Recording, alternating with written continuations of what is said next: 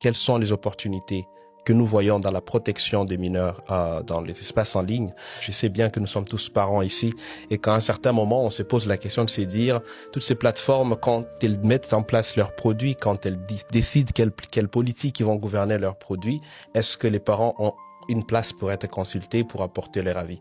Et de plus en plus, il y a un mouvement qui est en train de vraiment pousser cela au niveau européen pour que prochainement, s'il s'agit d'un produit qui va être expérimenté ou bien qui va être à disposition de l'usage public, que les parents plus particulièrement concernés puissent avoir un point. Très souvent, on a comme l'impression qu'on considère les enfants comme juste de bénéficiaires des politiques, de produits et que voilà, eux, ils n'ont rien à dire.